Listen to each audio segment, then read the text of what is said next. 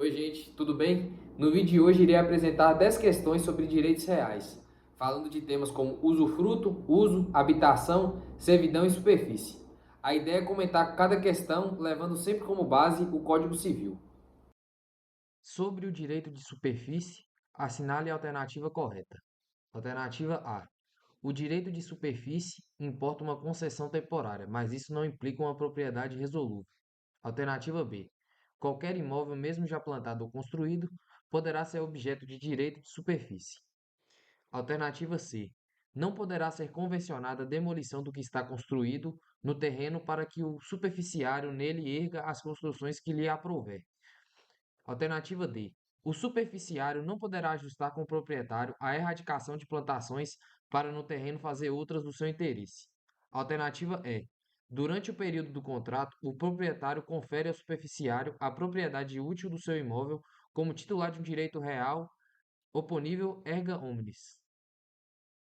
A alternativa A diz que o direito de superfície é temporário, mas que isso não implica uma propriedade resolúvel. Está incorreto, porque o direito de superfície é resolúvel. Ele se extingue com o prazo ou com o término do contrato. Portanto, não é um direito permanente. Na alternativa B, fala que qualquer imóvel, mesmo já plantado ou construído, pode ser objeto de superfície. Está errado também, pois o direito de superfície é concedido justamente para construir ou plantar. Então, ele não tem sentido em um imóvel que já esteja totalmente ocupado por edificações ou plantações definitivas. A alternativa C afirma que não pode ser convencionada a demolição do que está construído. Também está incorreto. O contrato pode sim prever a demolição de edificações existentes, desde que as partes concordem com isso. A alternativa D, por fim, diz que o superficiário não pode combinar com o proprietário a erradicação de plantações. Está errada, porque pode sim, isso depende do contrato. O Código Civil ele permite ampla liberdade para as partes ajustarem essas condições. A alternativa é a correta. Ela afirma que durante o período do contrato, o proprietário confere ao superficiário a propriedade útil do seu imóvel, como titular de um direito real oponível erga omnes.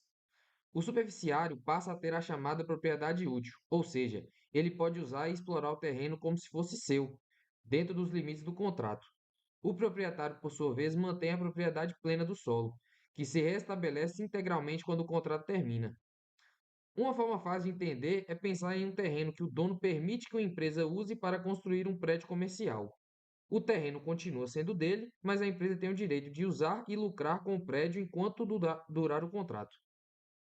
Renata é proprietária de um terreno na área rural de um município no estado de São Paulo. Com dificuldades financeiras, decide conceder a Marcelo o direito de plantar em seu terreno por tempo determinado, mediante escritura pública devidamente registrada no cartório de registro de imóveis. Essa situação hipotética trata de uma hipótese do direito real de: alternativa A, servidão; alternativa B, uso; alternativa C, usufruto; alternativa D, habitação; alternativa E, superfície. Sobre a alternativa a servidão é um direito real que envolve dois imóveis, o dominante e o serviente. Um deles se beneficia e o outro suporta um ônus, como, por exemplo, o direito de passagem. No caso da questão, há apenas um imóvel e uma pessoa física que recebe o direito de uso sem relação entre propriedades distintas, portanto, não se trata de servidão. Na alternativa B, o direito de uso é um direito real que permite a alguém utilizar um bem alheio para satisfazer suas necessidades pessoais e familiares, sem fins econômicos. Ele é mais restrito que o usufruto e não confere o direito de explorar o bem de forma produtiva. Como na questão o objetivo é plantar em caráter produtivo e não apenas para consumo próprio, o caso não se enquadra como direito de uso. Na alternativa C, o usufruto é o direito de usar e fruir de um bem alheio, ou seja, o usufrutuário pode retirar frutos e utilidades, desde que não altere a substância do bem. Esse direito é temporário e gratuito, e o usufrutuário detém a posse direta. No entanto, aqui o que se concede não é o usufruto sobre um bem já existente, mas o direito de usar o solo para produzir, mediante contrato com registro público, o que é típico do direito de superfície e não do usufruto. Na alternativa D, o direito de habitação é um direito real personalíssimo, previsto no artigo 1414 do Código Civil, que dá a alguém o direito de morar em imóvel alheio, junto com sua família. Ele não pode ser transferido nem utilizado para fins econômicos. Como o caso ele trata de uso agrícola e não de moradia, essa alternativa também está incorreta. Agora, na alternativa E, o direito de superfície, previsto no artigo 1369 do Código Civil, permite ao proprietário conceder a outro, por tempo determinado, o direito de usar o solo alheio para edificar ou plantar, mediante escritura pública registrada. É exatamente o que ocorreu. Renata concedeu a Marcelo o direito de plantar no terreno rural com contrato temporário e registrado. Esse é o exemplo clássico de constituição de direito de superfície, que é um direito real limitado, mas amplo, pois confere ao superficiário o uso, a fruição e quase a disposição do bem sem transferir a propriedade. Portanto, analisando todas as alternativas, percebemos que apenas a letra E corresponde à situação apresentada. Nos direitos reais sobre coisas alheias, previstos no ordenamento jurídico brasileiro, diversas formas de uso e aproveitamento são regulamentadas. Considerando essas disposições legais, assinale a alternativa correta. Alternativa A. O usufruto confere a seu titular o direito de usar, fruir e dispor da coisa alheia como se fosse própria, podendo até mesmo aliená-la. Alternativa B. A superfície permite ao superficiário utilizar a propriedade alheia para a construção de edificações, sem a necessidade de autorização do proprietário. Alternativa C. O direito de habitação confere a seu titular o direito de morar no imóvel alheio de forma vitalícia, sem o pagamento de qualquer contraprestação, podendo o titular deste direito alugar ou emprestar. Alternativa D. O direito de uso permite ao seu titular a utilização da coisa alheia de forma temporária e limitada, sem alterar sua destinação econômica. Alternativa E. A servidão predial concede ao seu titular o direito de propriedade sobre a coisa alheia, desde que essa propriedade seja exercida de forma mansa e pacífica por mais de 15 anos. A. Diz que o usufruto confere ao seu titular o direito de usar, fruir e dispor da coisa alheia como se fosse própria, podendo até mesmo aliená-la. Aqui está o erro. O usufrutuário pode usar e fruir, ou seja, retirar os frutos e utilidades do bem, mas não pode dispor nem alienar a coisa, porque a propriedade continua pertencendo ao nu proprietário. Ele tem apenas a posse direta e o gozo do bem, mas não o poder de vender ou transferir a titularidade. Portanto, essa alternativa está incorreta. A letra B afirma que a superfície permite ao superficiário utilizar a propriedade alheia para construir edificações, sem a necessidade de autorização do proprietário. Também está incorreta.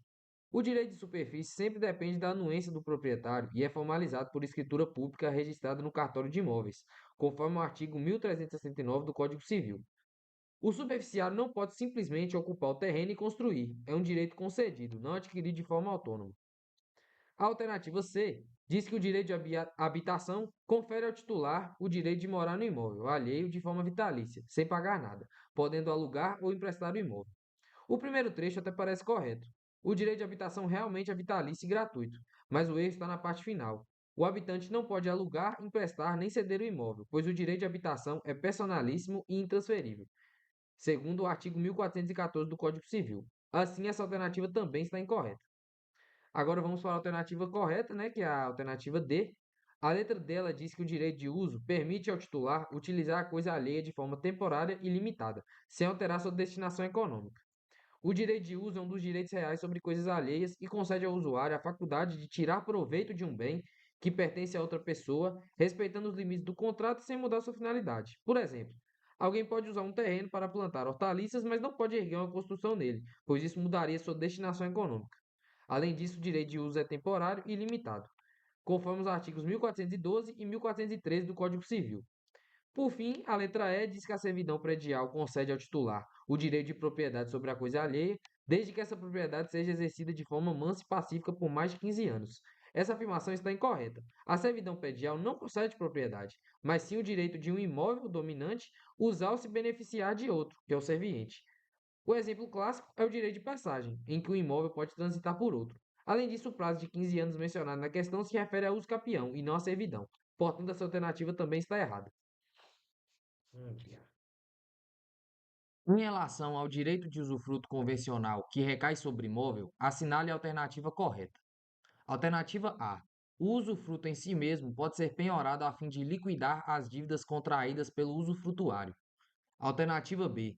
O usufruto pode ser alienado a terceiros, que tenham interesse apenas no uso e gozo do imóvel.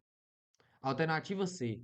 o usufruto só pode ser alienado ao nu proprietário, sendo inalienável para qualquer outra pessoa que não aquele.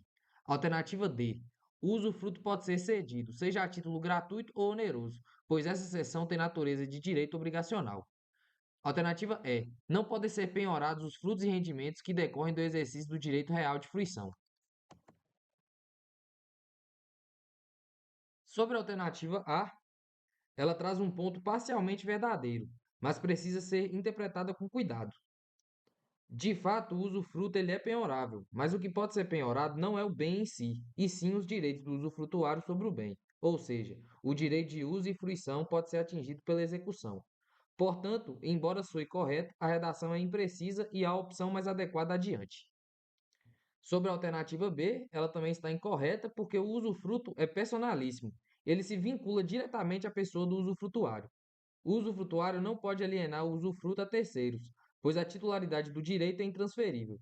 O que ele pode fazer é ceder o exercício do usufruto e isso tem natureza obrigacional, não real. Sobre a alternativa C, ela também está incorreta, pois embora o usufruto possa ser extinto por acordo com o nu proprietário, ele não é alienável nem mesmo a ele, como regra contratual. O usufruto não é objeto de alienação, mas sim de cessão de exercício, o que difere juridicamente da venda ou transferência da titularidade. Chegamos agora na alternativa correta. Aqui na alternativa D, o Código Civil prevê que o usufrutuário pode ceder o exercício do usufruto a outra pessoa, gratuitamente ou mediante pagamento. Contudo, essa cessão não transfere o direito real, apenas permite que o cessionário usufrua temporariamente do bem. Assim, é uma relação obrigacional, não a alienação do usufruto em si. Um exemplo prático seria uma imaginação de que João seja usufrutuário de um apartamento. Ele pode permitir que um amigo more nele pagando um valor mensal, mas continua sendo titular do usufruto, apenas cedeu o exercício desse direito. Por fim, temos a alternativa E, que também está incorreta, pois os frutos e rendimentos obtidos pelo usufrutuário integram o seu patrimônio e podem ser penhorados para satisfazer dívidas. O que não se penhora é o bem do nu proprietário, mas os ganhos decorrentes do usufruto podem sim ser atingidos pela execução. De acordo com o Código Civil, se o uso consistir no direito de habitar gratuitamente um imóvel alheio, o titular do direito poderá: alternativa A, ocupá-lo com a família e perceber os frutos dele advindos. Alternativa B, ocupá-lo com a família e locar parte do imóvel. Alternativa C, simplesmente ocupá-lo com a família. Alternativa D, ocupá-lo com a família ou locá-lo. Alternativa E, ocupá-lo com a família ou emprestá-lo a descendente. A alternativa A, ela está incorreta porque o direito de uso não autoriza a percepção de frutos do bem. O usuário ele pode apenas utilizar o imóvel para sua moradia e de sua família, mas não explorá-lo economicamente, ou seja, não pode alugar, vender ou colher lucros decorrentes do uso do bem. A percepção de frutos é uma característica do usufruto, não do uso. A alternativa B também está incorreta, pois a locação de parte do imóvel configuraria uma forma de exploração econômica, o que é expressamente vedado no direito de uso. O titular ele pode morar no imóvel com sua família, mas não pode transformá-lo em fonte de renda ou concedê-lo a terceiros, ainda que parcialmente. Agora chegamos na alternativa correta, que é a alternativa C. Conforme o artigo 1412 do Código Civil, o direito de uso limita-se a atender às necessidades do usuário e de sua família, sem que haja possibilidade de transferência, cessão, locação ou percepção de frutos. Assim, o titular pode ocupar o imóvel com sua família e usufruir dele apenas para fins de moradia, respeitando o caráter personalíssimo e gratuito do Instituto. Em resumo, o usuário tem a posse direta e o direito de habitação, mas não de exploração econômica. A alternativa D também está errada, pelos mesmos motivos que já foram mencionados, né? O usuário ele não pode locar o bem, pois isso transformaria um direito de uso em um ato de exploração patrimonial. A locação descaracteriza o instituto e viola o princípio da intransmissibilidade do direito de uso. Por fim, a alternativa E também está incorreta, pois emprestar o imóvel a terceiros, mesmo que sejam descendentes diretos, caracteriza a transferência de posse, o que não é permitido. O direito de uso e habitação é intuito personal e vinculado à pessoa beneficiada e não pode ser cedido nem mesmo dentro da família. Mediante negócio jurídico, certa mineradora avança servidão por 50 anos ao longo de uma faixa de fazenda vizinha. Na escritura pública lavrada, Fez-se menção à impossibilidade de resgate unilateral da servidão, bem como a hipoteca de 20 anos que já onerava a fazenda, constituída em garantia ao Banco T, o qual participou do ato. Decorridos 5 anos do registro da servidão, a fazenda, ainda gravada com hipoteca e servidão, é alienada à J. Descontente com o uso contínuo de certa faixa em seu imóvel, J apresenta proposta à mineradora para o resgate da servidão. Segundo o Código Civil, o resgate. Alternativa A. Não poderá ser realizado por J, pois não é válida a alienação de imóvel hipotecado. Alternativa B. Depende da aceitação da mineradora e prescinde da anuência do Banco T. Alternativa C. É impositivo, desde que o valor seja depositado em juízo. Alternativa D. Ocorrerá desde que aceito pela mineradora e anuído pelo Banco T. Alternativa E. Não é possível antes do prazo convencionado. A alternativa A está errada, pois a venda de imóvel hipotecado é perfeitamente válida, desde que os direitos do credor hipotecário sejam respeitados. O comprador apenas adquire o bem com o ônus da hipoteca. A alternativa B também está errada, pois o enunciado já deixou claro que o Banco T participou do ato constitutivo da servidão e que há hipoteca vigente. Logo, não se pode dispensar a anuência do banco, conforme o artigo 1387, parágrafo único.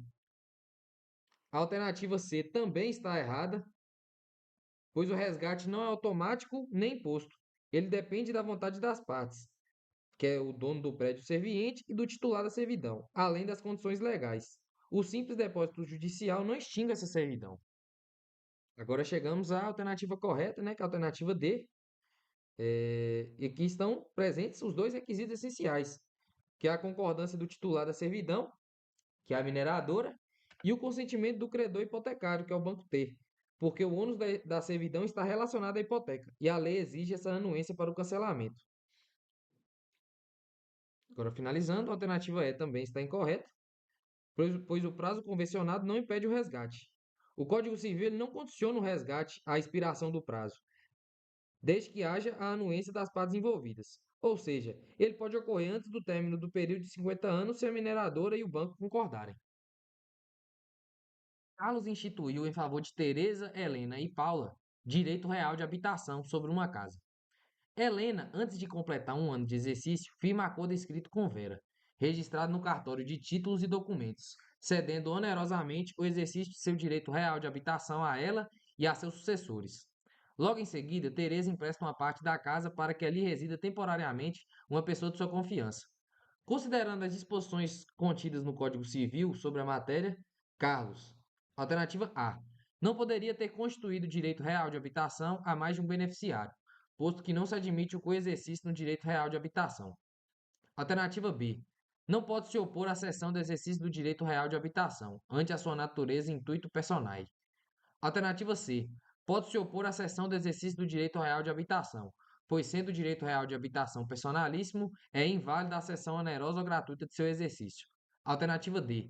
Pode-se opor à cessão feita por Helena, pois, sendo o direito real de habitação intuito personae, somente se admite a cessão gratuita de seu exercício.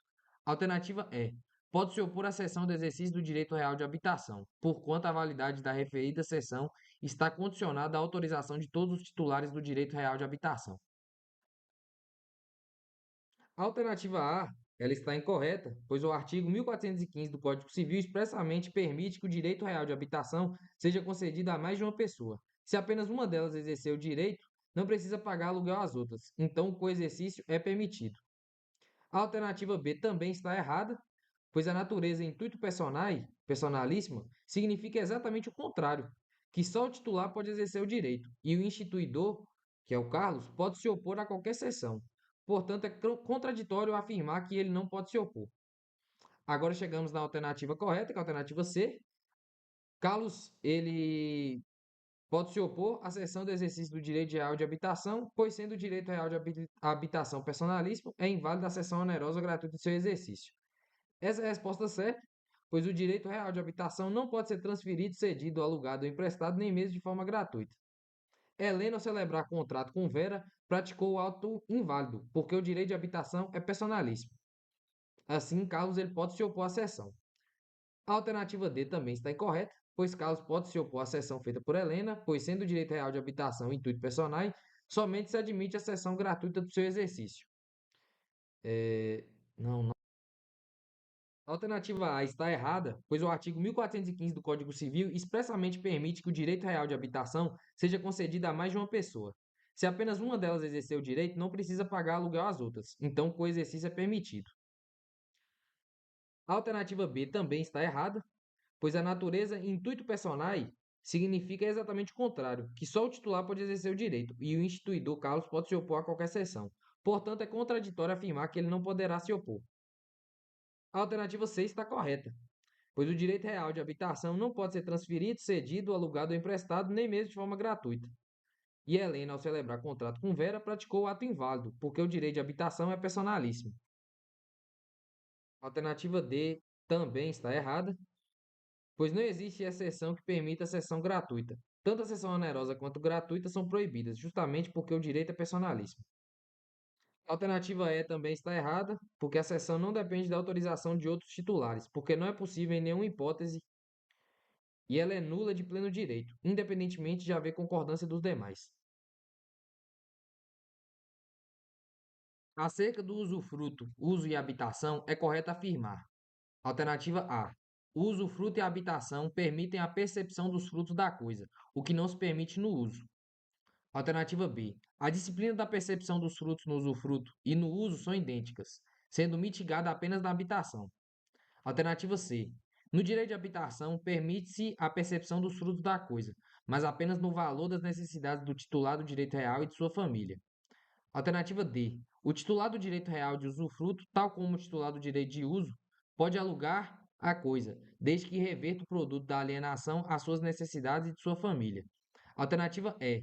A percepção dos frutos da coisa é livre pelo usufrutuário, limitadamente às necessidades do usuário e de sua família pelo usuário, e vedada ao titular do direito de habitação.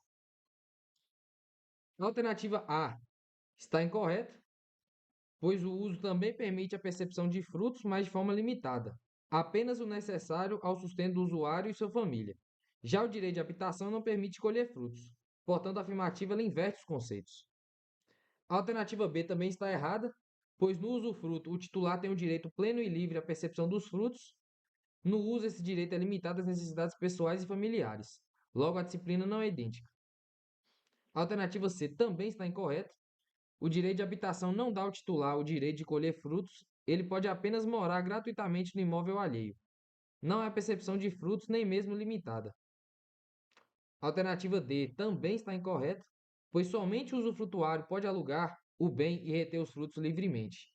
O usuário ele não pode alugar o imóvel com finalidade lucrativa. Seu direito é restrito ao uso pessoal e familiar. A alternativa E está correta, pois ela apresenta exatamente o que determina o Código Civil. O usufrutuário tem direito pleno aos frutos, de acordo com o artigo 1394 do Código Civil.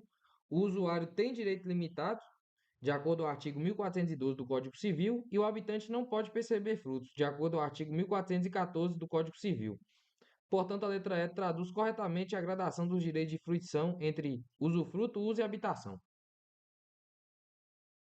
Por meio de escritura pública devidamente registrada, Pedro concedeu a Rodolfo a propriedade por prazo determinado de construção que efetuar em área de seu terreno. Essa relação reflete o direito de: alternativa A, superfície; alternativa B, servidão contínua contratual; alternativa C, uso; alternativa D, usufruto temporário; alternativa E, habitação. A alternativa A está correta, pois menciona exatamente o artigo 1369 do Código Civil, que diz: o proprietário pode conceder a outrem o direito de construir ou plantar em seu terreno por tempo determinado, mediante escritura pública registrada no cartório de registro de imóveis. Ou seja, temos a descrição perfeita do direito de superfície, que confere a Rodolfo o domínio temporário sobre a construção sem transferir o terreno. A alternativa B está incorreta, pois o artigo 1378 do Código Civil define servidão como ônus real que grava um imóvel, prédio serviente, em benefício de outro, que é o prédio dominante. No caso, não há dois imóveis diferentes, nem benefício entre propriedades. Aqui existe apenas um terreno e um direito de construir, portanto, não se trata de servidão. A alternativa C também está incorreta, pois, de acordo com o artigo 1412 do Código Civil, O uso permite ao titular usar a coisa e perceber seus frutos apenas na medida de suas necessidades e de sua família. No entanto, no enunciado, Rodolfo não está usando o terreno para suas necessidades pessoais e sim para construir, com direito de propriedade sobre a edificação. Logo, não é uso. A alternativa D também está incorreta, pois o usufruto, conforme os artigos 1390 e 1394 do Código Civil, dá ao usufrutuário a posse, uso e percepção dos frutos do bem.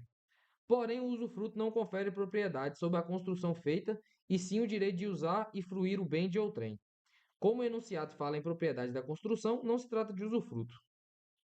Por fim, a alternativa E também está incorreta, pois, segundo o artigo 1414 do Código Civil, o direito de habitação confere ao titular apenas o direito de morar gratuitamente em casa alheia, sem poder alugá-la ou emprestá-la. Aqui o caso é completamente diferente. Trata-se de direito de construir, não de residir. Fernanda concedeu a Marcos, mediante escritura pública, registrada em cartório de imóveis, o direito de ele plantar em terreno de propriedade dela, durante 10 anos. Nessa situação hipotética, Marcos adquiriu: alternativa A, concessão por avulsão; alternativa B, direito de uso e usufruto de propriedade alheia; alternativa C, direito de superfície; alternativa D, concessão de uso especial; alternativa E, direito de usufruto limitado. A alternativa A, ela está incorreta, pois a avulsão ocorre quando uma força natural violenta destaca parte de um terreno e a une a outro. No caso, não houve fenômeno natural, mas sim ato voluntário da proprietária, concedendo o direito. A alternativa B também está errada, pois o uso é o direito de utilizar a coisa para as necessidades próprias e da família, enquanto o usufruto confere o direito de usar e perceber frutos. Aqui, Marcos ele não recebeu posse, administração nem percepção plena dos frutos, mas apenas o direito de plantar em terreno alheio, o que configura superfície e não uso ou usufruto. Aqui já temos a alternativa correta, que é a alternativa C, direito de superfície, pois, de acordo com o artigo 1369 do Código Civil, o proprietário pode conceder ao outrem o direito de construir ou plantar em seu terreno, por tempo determinado, mediante escritura pública registrada. Todos os elementos do artigo estão presentes: a concessão voluntária, o direito de plantar, o prazo determinado, né, que são de 10 anos, e o registro público. Logo, Marcos adquiriu o direito de superfície. A alternativa D também está errada. A concessão de uso especial para fins de moradia aplica-se a quem ocupa imóvel urbano para morar e não para cultivo. E como esse caso trata de plantio e não moradia, não se aplica essa hipótese. A alternativa E, por fim, também está incorreta, pois não existe a categoria usufruto limitado no Código Civil. O usufruto pode ser temporário, vitalício, total, parcial, conforme a doutrina de Fábio Tartucci, mas não há essa expressão no texto legal. Assim, a alternativa é incorreta.